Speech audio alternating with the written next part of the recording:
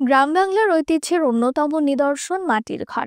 এমন এক সময় ছিল যখন সারা গ্রাম হেঁটে আসলেও কোনো টিনের ঘর দেখা যেত না। দৃষ্টিনন্দন এসব মাটির ঘর শহরের চার দেয়ালের বাইরে দেখা যায় না। দেখতে হলে যেতে হবে দূরের গ্রামে, যেখানে যান্ত্রিকতা এখনো পেয়ে বসেনি। এখনো তাদের ঘুম ভাঙে পাখির কলরবে, হাঁস মুরগির কিংবা গোয়াল ঘরে বেঁধে রাখা গোয়ালের বাছুরের ডাকাডাকিতে। আধুনিকতার ছোঁয়ায় ওই ঐতিহ্য এখন হারাতে বসেছে। মাটির তৈরি এইসব ঘরকে শান্তির নীড় বলা হতো। লালমাটির এলাকাগুলোতে মাটির ঘরই বেশি পাওয়া যেত।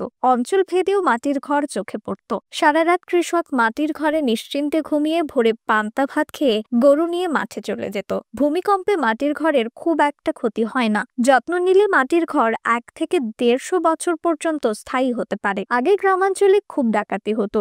বিত্তবান গৃহস্থরা তাদের নিরাপত্তার জন্য মাটির দেয়াল দিয়ে দোতলা ঘর বানাতেন, নিজেরা দোতলায় থাকতেন। তৎকালীন সময়ে শৌখিন ও আধুনিকতার প্রতীক হিসেবে তৈরি হতো মাটির ঘর। মাটির ঘর বানানো অনেক সময় ব্যয় সাপেক্ষ।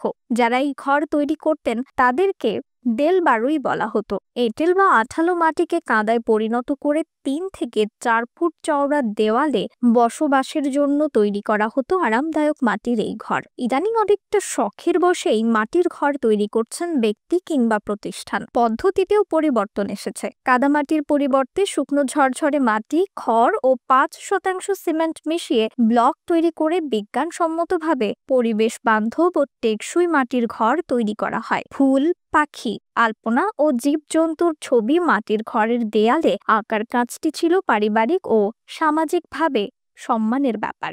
গরমে হালকা ঠান্ডা আমেজ ও শীতে হালকা গরম থাকতো মাটির ঘরগুলোতে। ফলে মাটির ঘরকে বলা হতো গরিবের এয়ার কন্ডিশনার। আধুনিকতা, অর্থনৈতিক সক্ষমতা, রুচিবোধ পরিবর্তনে মানুষ মাটির ঘর রেখে দালান ঘর গড়ে তুলছে।